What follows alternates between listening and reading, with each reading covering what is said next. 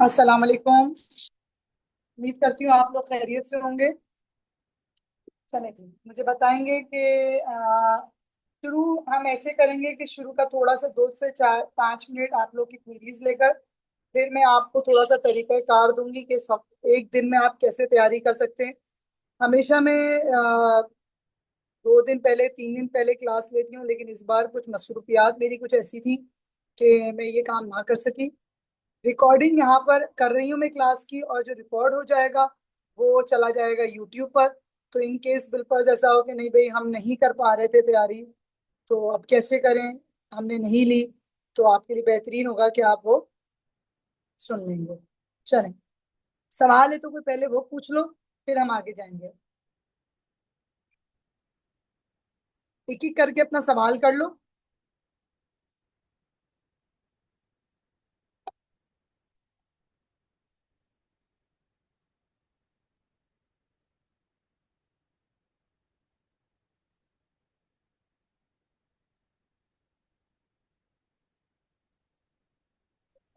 हम्म। चलें, लगता ये है कि सवालात आप लोग के पास है नहीं, तो मैं कुछ मेरी तरफ से की पॉइंट्स दे देती हूँ। ये एक बुक है जो आप अपने साथ पेपर में ले जा सकते हैं, ठीक है। पेपर ये ओपन बुक कहलाता है। पेपर 4 आसान तरीन पेपर होता है, इसे ओपन बुक कहते हैं। इसे ओपन बुक इसलिए कहा जाता है कि ये कमरा इम्तिहान में आप किताब ले जा सकते हैं। वो किताब आप ले जा सकते हैं जिसमें सिर्फ पोयम या गजलें मौजूद हों। अगर उनके अंदर तशरीहात या मुसन्निफ के बारे में कुछ लिखा होगा तो वो आप कतअन नहीं ले जा सकते। इसका रीजन ये है। अच्छा, अब आप लेकर जाएंगे तो ये आपको कैसे बेनिफिट करेगी। बेनिफिट ऐसे करेगी कि जब आप अपना जवाब तहरीर कर रहे होंगे तो उसमें आप अपना शेर, अपना कोई डायलॉग, कोई भी चीज आप उसमें इस्तेमाल करके जवाब देते हैं। ठीक है, यहाँ तक बात समझ में आ गई है। अच्छा, 2025 का मई का सवाल मेरे सामने है। आपके पास बच्चा पार्टी 2.5 घंटे होंगे। 2.5 घंटे का मतलब है कि आपने उस 2.5 घंटे में आपने 3 सवाल करने हैं। मिस, हम कौन कौन से सवाल करेंगे, मैं जो अभी प्रेफर करूंगी आज की रात की तैयारी के लिए भी, तो मेरी तरफ से प्रेफर्ड आपके लिए question number 2, 5 and 6। Again question number 2 में क्या है, क्वेश्चन नंबर 2 में नज़में हैं। कौन से शुअरा की नज़में। क्वेश्चन नंबर 2 में जो अगर हम आपकी बुक पर जाएं तो हमारे पास जो नज़में मौजूद हैं वो हैं नजीर की, अल्लामा की, साहिर की और फैज। ठीक है। मिस, इसमें से किन की हम आखिरी दिन में तैयारी करें। बेटा सबसे अच्छी तैयारी आप नजीर और अल्लामा की करें ताकि आपको अच्छे से अच्छे नंबर मिले। फिर आता है मिस क्वेश्चन नंबर 2 में भी 2 सवाल आते हैं। 2A है और 2B है। अब हम किसकी तैयारी करें। तो बेटा जो 2A है उसकी आप, अगर आपने तैयारी कर रहे हैं, आप शुरू से करते आ रहे हैं, तो आप 2A को कंटिन्यू करिएगा। इन केस अभी आपने आज रात या पिछले हफ्ते पढ़ना शुरू किया है तो आई वुड प्रेफर कि आप 2B करें। अच्छा, 2A नंबर गेनिंग है। मैं हमेशा प्रेफर करती हूँ, आपने मेरी वीडियोस में भी देखा होगा। लेकिन इस वक्त क्योंकि वक्त कम है तो मामला सख्त है, तो आप 2B को तैयारी कर सकते हैं। ठीक है। अच्छा, फिर आपसे बात की जाती है कि मिस हम उसके बाद दूसरे हिस्से में से, बेटा दूसरे हिस्से में से मैं प्रेफर करूंगी आप अफसाने और अनारकली करें। सवाल नंबर 6 और सवाल नंबर 5। ठीक है। अच्छा, अब अफसानों में से क्या इंपॉर्टेंट आ रहा है। बेटा अफसानों में जो इस वक्त सबसे इंपॉर्टेंट है वो है अल्लाह भला करे आपका गरम कोट, ईदगाह और आनंदी। ठीक है। अच्छा, इन 3 अफसानों को पढ़ें। अगर नहीं पढ़ सकते तो उनकी शॉर्ट कहीं से मैंने जो आपके साथ नोट्स की एक लिंक शेयर की हुई है, उन शॉर्ट लिंक्स में से उन अफसानों का खुलासा तबसरा पढ़ लें। वो आपको आगे सवाल लिखने में भी फायदा देगा। एक बात ये हो गई। दूसरी बात अनारकली। बेटा अनारकली में 4 कैरेक्टर्स हैं जो हमेशा इंपॉर्टेंट होते हैं। अनारकली खुद यानी नादरा, सुरई, सॉरी, उसके बाद आ जाता है सलीम, फिर आ जाता है अकबर, और फिर आ जाता है अल्लाह भले आपकी दिलारा। इस साल सबसे इंपॉर्टेंट कौन है। सबसे इंपॉर्टेंट इस साल अनारकली, दिलाराम है, और फिर उसके बाद अकबर है। अब आपके पास अभी भी कोई सवाल है तो मुझसे पूछ लें। हाँ बेटा, क्योंकि आपने 1-2 दिन पहले पढ़ा है तो आप इतनी सारी तशरीहात तो रट नहीं सकते। तो आप पार्ट बी करें। पार्ट बी में आपको शायर का ओवरऑल हवाला आ जाए तो आपकी दुनिया आसान हो जाती है।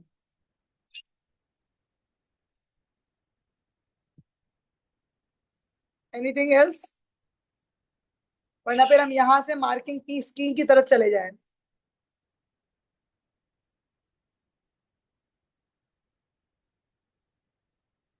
चलो फिर मार्किंग स्कीम की तरफ जाते हैं, और फिर मैं आप लोगों के साथ जो मैंने कुछ आप लोगों के साथ वो शेयर की हुई है ड्राइव, उसको देख लेंगे।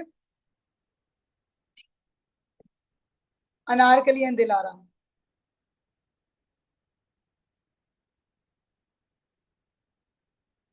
एग्जामिनर रिपोर्ट को भी देख लेंगे, ठीक है।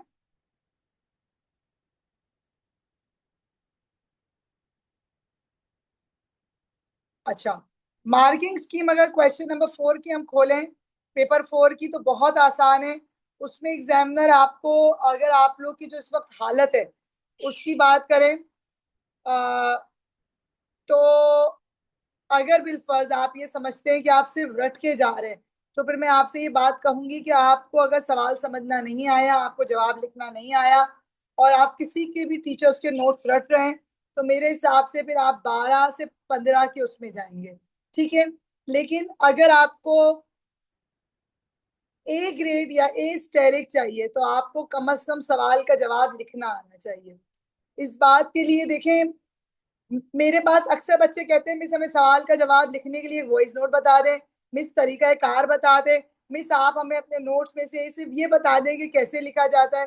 बेटा देखो, हर चीज है ना, एक एक वक्त मांगती है, एक टाइम मांगती है, सही है, और प्रैक्टिस मांगती है।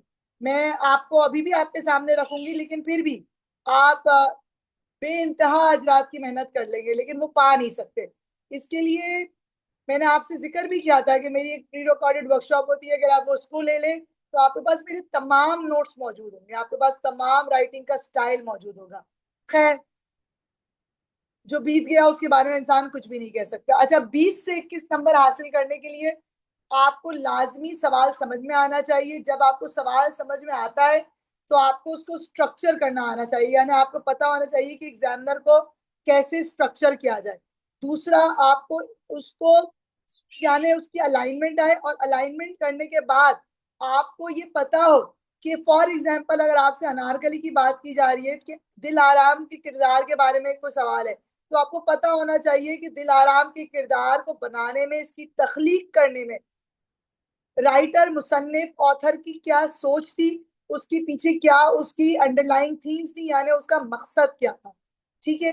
जैसे अगर मैं दिल आराम की बात करूं, तो दिल आराम का किरदार एक मनफी किरदार है, लेकिन इस किरदार ने इस ड्रामे में एक तजस्सुस पैदा किया, दिलचस्पी पैदा की। और अगर यह किरदार ना होता तो एक सिंपल ट्रायंगल होता, जिसमें अनारकली और सलीम एक तरफ होते, अकबर एक तरफ होता, लाचार होकर, नाचार होकर गरीब अकबर मान लेता आखिरकार, ठीक है। यहाँ पे सलीम मान लेता, यहाँ पे अनारकली भाग जाती, कुछ भी ऐसा हो जाता, उसमें फिर वो मजा ना होता। अनारकली का अफसाना पढ़ते, ड्रामा जब हम पढ़ते हैं, तो हमें जब आहिस्ता आहिस्ता वो खुलती है तो पता चलता है। अच्छा, 20 से 25 नंबर लाने के लिए आपको इंटेंशंस के अलावा आपको आंसर राइटिंग अच्छा आना चाहिए, इंट्रोडक्शन से लेकर कंक्लूजन अच्छा होना चाहिए, ठीक है। अच्छा, यहाँ अगर मैं आपके सामने ई आर रखूं और आम बच्चों की गलतियां आपके सामने रखूं, तो आपको बता सकूंगी कि एग्जामिनर आपसे चाहता क्या है, ठीक है। अच्छा, अक्सर नोट्स में अगर आप महसूस करेंगे तो उनके अंदर राइटर्स के बारे में बहुत कुछ दिया हुआ होता है। कोशिश करें बेटा, एक ही सवाल बार बार अगर आप मैसेज में दोहराएंगे तो मैं अपनी बात को वापस नहीं ले जाऊंगी जो मैंने शुरू में करी है। आप जहां से एंटर हुए हैं, आपको वहां से मेरी बात सुननी पड़ेगी। मैं फिर आखिर में वही बात रिपीट करूंगी। एक बार एक मैसेज कर लिया, मैं देख रही हूँ, ठीक है। अच्छा, अब अगर मैं बात करूं आपसे यहाँ पे कि जो बच्चे गलतियां करते हैं, उसमें सबसे बड़ी ये गलती करते हैं कि वो राइटर के बारे में, ऑथर के बारे में जनरली बहुत लिख देते हैं, ठीक है। अब चाहे मुसन्निफ हो या चाहे शायर हो, आपने उससे गुरेज करना है, ठीक है। नंबर एक। नंबर दो, ये कि लाजमन आपने अपने आंसर को फ्रेज करना है सवाल के हिसाब से। और एक अच्छी कंक्लूजन देनी है। देखिए, the best response were those that were carefully planned, rough notes were made, although it is helpful if these are crossed through to avoid misunderstanding, which led to a clear conclusion.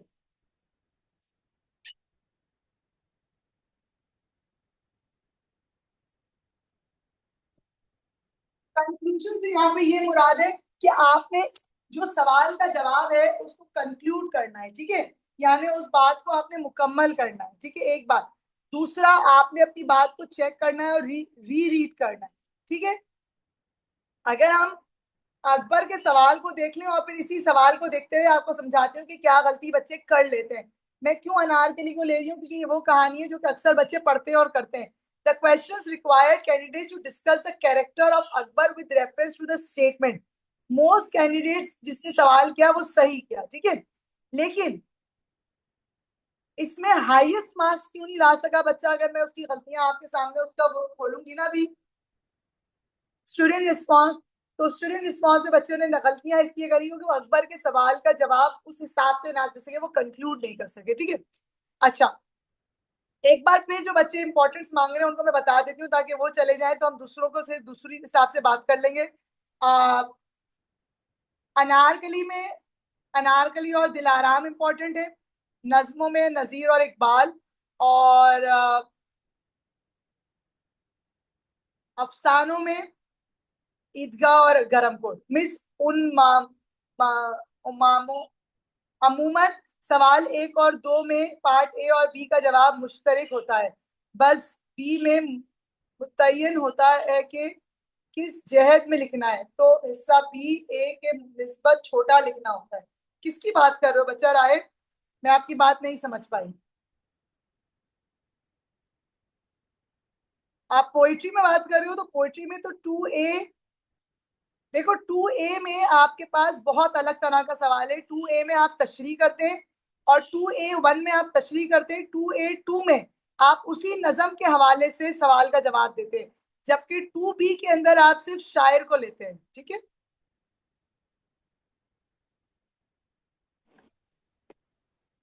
कोई सवाल है तो आप अपना mic खोल के पूछ सकते हो, जब तक मैं आपके सामने 2B करने का समझा दूं, ठीक है।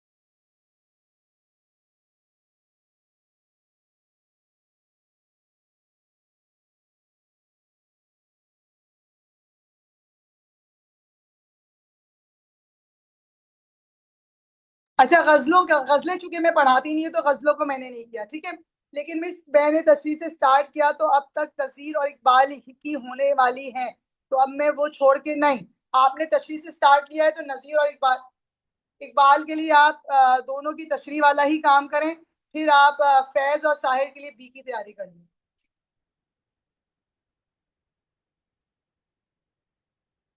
अच्छा, बी का आंसर की तैयारी कैसे की जा सकती है? बी का आंसर राइटिंग टेक्निक समझ लो तो तैयारी तुम लोग खुद ब खुद लिख लोगे, ठीक है।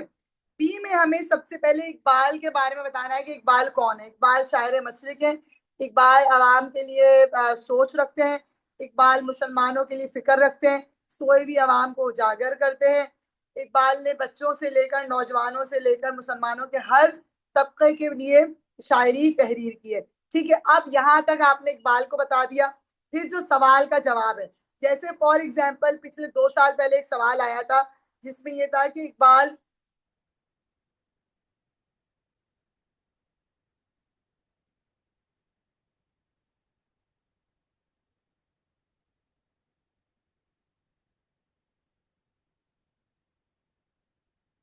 2 साल पहले सवाल आया था क्या इकबाल की नज्मों में मजहबी रंग नुमाया है, ठीक है। अब मजहबी रंग नुमाया है, अगर मैं ये बात आपसे करती हूँ तो इसमें फिर हम क्या करेंगे, हम सवाल के जवाब की तरफ आ जाएंगे। यानी हम लिखना शुरू करेंगे कि हाँ तमाम नज़्मों में मजहबी रंग नुमाया है। फिर आप नज़म नंबर 1 उठाएंगे, यानी आपने जावेद के नाम उठाया। आपने जावेद के नाम में बताया कि जावेद के नाम में वो किस तरीके से मजहब से रिलेटेड बात कर रहे थे, ठीक है। फिर आपने उसमें से जावेद के नाम में से एक अगर आपने यहाँ से फॉर एग्जाम्पल, पेज नंबर है 39, एक सेकेंड,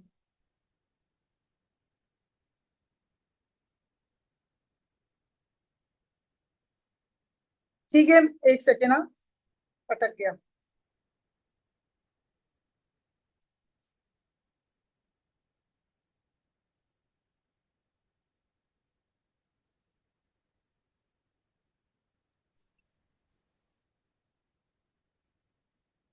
अच्छा, अब अगर हम जावेद के नाम की बात करें तो फिर हमने कहा हाँ मजहबी रंग नुमाया है, और हमने यहाँ पे खुदा अगर तुझे दिले वो दे दे, तो ये मजहब की बात हो गई, ठीक है। इसको आपने उठाया यहाँ से, और फिर आपने इसको अपने आंसर में डाला रेफरेंस में, और फिर आपने इस शेर को समझा दिया कि फला फला चीज है, ठीक है।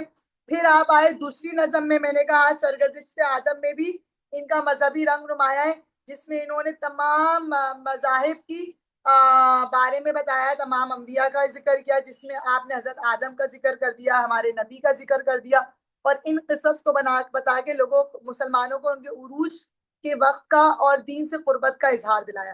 फिर आप कहेंगे जी जनाब, सरमाए मेहनत में भी मजहबी रंग नुमाया है, क्योंकि इसमें उन्होंने खिजर अलैहिस्सलाम का जिक्र करते हुए बात की है, ठीक है। यूं आपने यहाँ पर 3 रेफरेंसेस दे दिए और एक्सप्लेन कर दिया। फिर आप कंक्लूड करोगे और कंक्लूजन में आप आंसर लिखोगे कि ताहम ये कहना दुरुस्त है कि मजहबी रंग नुमाया है, और चूंकि वो अवाम के लिए फिक्र करते थे, तो वो उनको दीन से कुर्बत दिलाकर उनको इस बात पर आमादा करना चाहते थे कि वो इस्लाम को ना भूलें और इस्लाम की रस्सी को थामे रहें, और इस तरह के उनके तमाम शेरों में खुदा को पहचानने के साथ साथ खुद को पहचानना है, ताकि वो खुदा शनासी से लेकर खुद शनासी का रास्ता तय करते हुए कामयाबी की तरफ गामजन हो जाए, ठीक है। मिस मैं गजलें एज सच तैयारी नहीं की, तो वो रहने दूं और पेपर प्रैक्टिस करूं बाकी सब की, या गजलें करके जाऊं। बेटा गजलें आपको 3 सवाल करने हैं, आप गजलें करें या नज़में करें ये आप पर डिपेंड करता है। बाकी सब में तो फिर आप क्या कर रही हैं वो आप पर डिपेंड करता है, अफसाने कर रही हैं, अनारकली कर रही हैं, ठीक है। मैंने 2 सवालात आपके सामने तय किए हैं अभी, अनारकली के हिसाब से एक बात करी हमने, और एक हमने बात करी है अभी पार्ट बी पर। अगर आप कोई और सवाल है तो पूछ लो। मैम आज की क्लास में क्या क्या होगा? अच्छा, ये क्लास तो नहीं है, ये तो सिर्फ एक क्वेरी सेशन है, ठीक है। तो इसमें आप सारे सवालों के जवाब ही करा रही हैं बस? जो बच्चे सवाल पूछ रहे हैं उनका जवाब दे रही हूँ, मैं कोई सवाल का जवाब नहीं करा रही। खुद से कहा गया कि ये बता दें कि पार्ट बी कैसे करते हैं, तो मैं बता रही हूँ।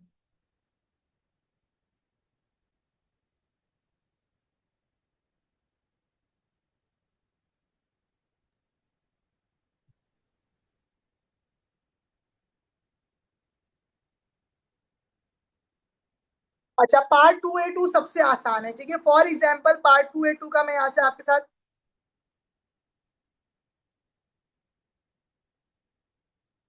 ठीक है, part 2A2 for example, part 2A1 में आपने 150 अल्फाज लिखे या 200 अल्फाज लिखे, ठीक है, तशरीह की बात कर रही हूँ। अब जब हम यहाँ आते हैं तो हम पहले थोड़ा सा शायर को देते हैं, ठीक है। फिर उस नज़म का मकसद बताते हैं कि वो नज़म क्यों बनाई, तहरीर की गई। फिर हम जवाब लिखते हैं, शायर जो सवाल है उसका जवाब डायरेक्ट देते हैं। फिर हम रेफरेंस देंगे, और फिर हम उसको एंड करेंगे, खुलासा करेंगे। जैसे मैं अगर इसकी मिसाल आपके सामने रखूं,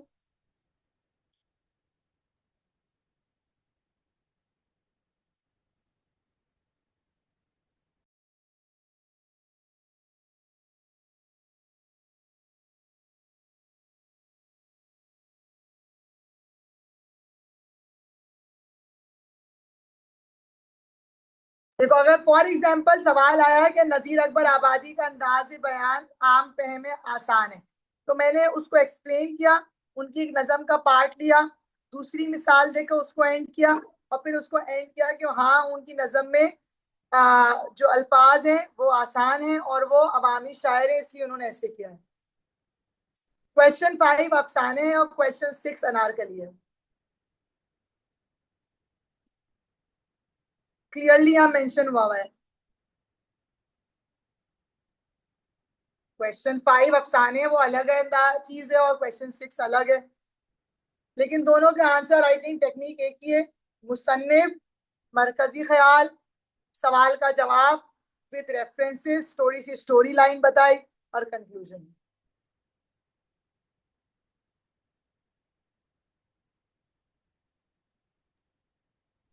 मैम अफसाने कौन से आने का चांस है? अफसानों में मैंने अभी जिक्र किया आपके पास ईदगाह, गरमकोट और आनंदी।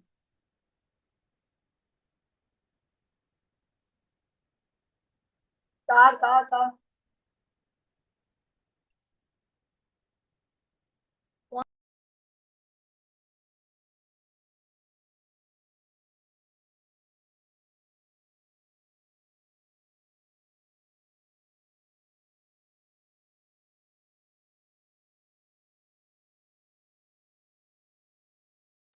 जी जनाब, और कोई सवाल या मैं एंड कर दूं क्लास यहाँ पर? मैम एक सवाल है कि ना, पास्ट पेपर का क्वेश्चन है, नजीर की शायरी में इनकी तहजीबी दौर की अक्कासी कैसे नजर आती है? तहजीबी दौर कैसे नजर आ रहा है नजीर की शायरी में? कल्चर बहुत क्लियर है। आप कल्चर की बात करेंगे, आदमी नामा में आ जाओ। आदमी नामा में वो जो, लाओ नजम उठा लेते हैं।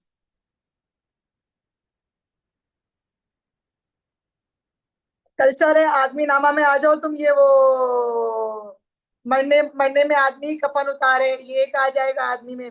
फिर दूसरे आदमी में आ जाएगा ये वाला, ये तबले मंजीरे दायरे सारंगिया वो आ गया। फिर अगर मैं दुनियादारुल मकाफात में आ जाऊँ तो घियों का जिक्र है, और उनकी जबान चूंकि ये वो है पंजाब से ताल्लुक रखते तो उनके तहजीब का जिक्र आ गया, कलजुग करजुग। फिर वो जो है, अगर हम इसमें आ जाए रोटियां में, तो रोटियों में वो जो तवा उसका जिक्र है, ये वाला रोटी से नाचे प्यादा कवायद दिखा दिखा, ये तहजीब है और क्या है। मिस नजम में कौन से आने के चांस? नजम में मैंने अभी बताया बेटा, इकबाल और नजीर। मैं लिख देती हूँ बड़ा बड़ा, इसकी ये वाला सवाल इसी सवाल कर लेते हैं। मैम नज़म के पार्ट ए और बी दोनों के अंदर यही शायद आने का चांसेस है। हाँ, अच्छा, देखो अनारकली आपके पास मौजूद है इसमें। आपको बिलफर्ज अनारकली के हवाले से कोई सवाल आएगा तो आपने अनारकली में से रेफरेंस उठाना है और तहरीर कर लेना है।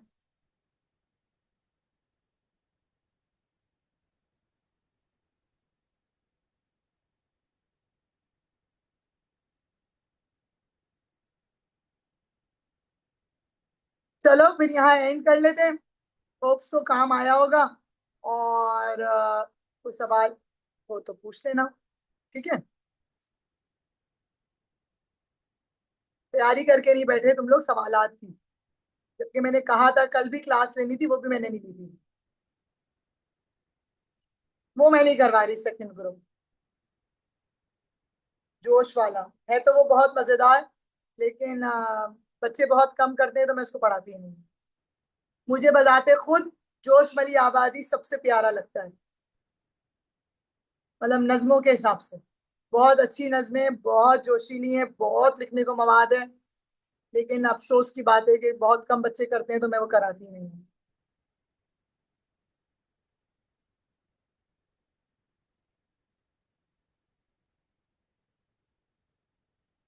आता है क्यों नहीं आता? ये रहा, कैसी बात कर रहे हो? ये रहा, मजाज की नजम आई हुई है, जोश की नजम आई हुई है। और चॉइस है मैम ना टाइम बेटा। कैसे मैनेज करें हर सवाल के ऊपर? क्या? टाइम को कैसे मैनेज करें हर सवाल के देखो ऊपर? सिंपल सी बात है, 2.5 घंटे हैं आपके पास। 2.5 घंटे को डिवाइड बाई 3 करो,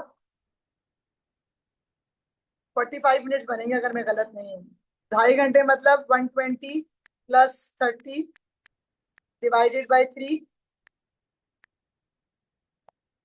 50 बन रहे हैं। 50 मिनट्स ये हो गए। 10 मिनट शुरू में आपने दिए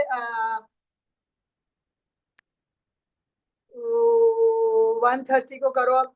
10 मिनट शुरू के दिए, 10 मिनट आपने उसको दिए एंड के दिए, 20 मिनट हो गए। 40 मिनट्स हो गए। आंसर को लिखना कम।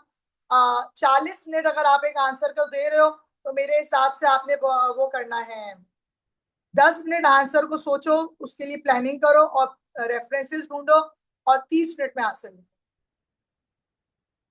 पहले से प्लान कर लोगे, 10 मिनट प्लानिंग को दोगे, तो it would be easier for you to write the answer.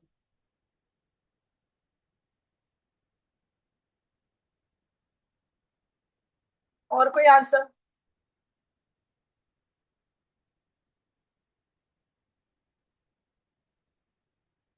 चलो, अपना ख्याल रखना, कोई सवाल हो तो पूछ लेना, कोशिश करूंगी कि ज्यादा से ज्यादा जवाब दूं। अल्लाह हाफिज।